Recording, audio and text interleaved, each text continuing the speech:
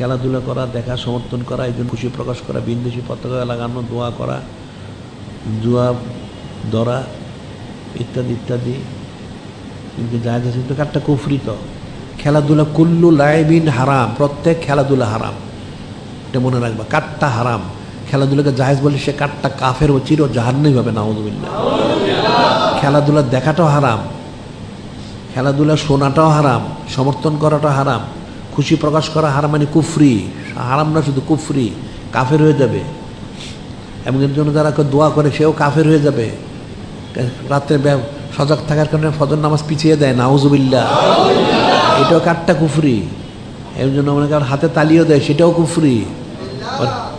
খেলাধুলা নিয়ে তারা জুয়া খেলে, অর্থাৎ যে কোন পক্ষ জিতবে না হারবে সেটা নিয়ে, এটাও কারটা কুফরি। কাজে কুল্লু লাইবিন হারাম, প্রত্যেক খেলাধুলা হচ্ছে কারটা হারাম, এটাকে হালাল বলা কারটা কুফরি। যারা এই খেলাধুলা করবে, দেখবে, শুনবে, সমর্থন করবে, খুশি প্রকাশ করবে, তাজিম তাকরিম করবে, তারা কারটা কাফের, চির জাহান্নামী হবে। তারা বিবাহ শাদী করে থাকলে তাদের বউ তালাক হয়ে গেছে, হজ করে থাকলে হজ বাতিল হয়ে গেছে, তাদের ওয়ারিসত্ব বাতিল হয়ে গেছে, ঈমান নষ্ট হয়ে গেছে।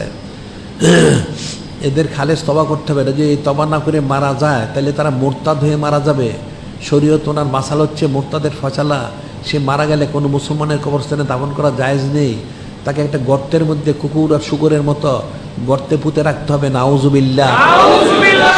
কাজে খেলাধুলা সম্পূর্ণ হারাম, এটা হালাল বলার কোনো সুযোগ নেই। যারা হালাল বলবে তারা কাফের হবে, যারা সমর্থন করবে তারা কাফের হবে, যারা খুশি প্রকাশ করবে তারাও কাফের হবে। বা অনেকে বলে থাকে যে আল্লাহ পাক নিজাতে ওই দলকে জিতিয়ে দিয়েছেন, নাউযুবিল্লাহ, এটাও কারটা কুফরি। আবার খেলা বাদ জিতার জন্য রোজা রাখে, নামাজ পড়ে, নাউযুবিল্লাহ, কারটা কুফরি। দোয়া করে, এটাও কারটা কুফরি। অর্থাৎ হারাম কাজের সাথে যারা সংশ্লিষ্ট হবে তারা কারটা কাফের হবে। এই জন্য আল্লাহ পাক বলেছেন ওয়াল্লাযী খবুসা লা ইয়াখরুজু ইল্লা নাকিদা, হারাম থেকে হারাম ছাড়া কিছু বের হয় না, নাউযুবিল্লাহ।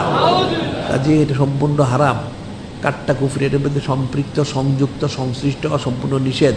এটা মনে রাখবা। যারা হয়েছ তারা তওবা করে ফিরে আসো, আর তওবা না করলে তোমাদের ঈমান নষ্ট হয়ে তোমরা মোরতাদ হয়ে গেছো, তোমরা মারা গেলে জাহান্নামে যাবে, নাউযুবিল্লাহ।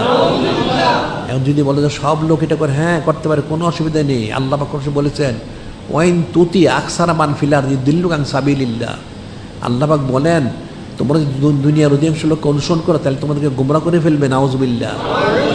তার অর্থ কি? অধিকাংশ লোক হচ্ছে গোমরা, অধিকাংশ লোক হচ্ছে গোমরা, তাদেরকে অনুসরণ করলে তুমি গোমরা হয়ে যাবে।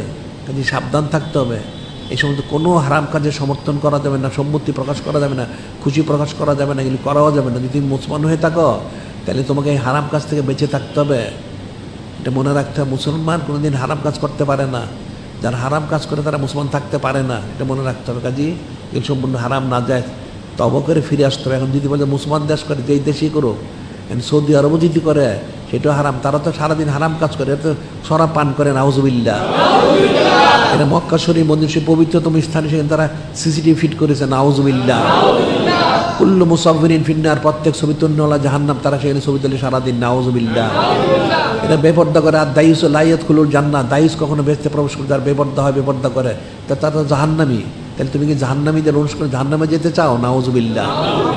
কাজী শরীয়ত ওনার আদেশ এবং নির্দেশের খেলাফ কোনো কাজ করা যাবে না, কোনো আমল করা যাবে না, সম্মতি প্রকাশ করা যাবে না।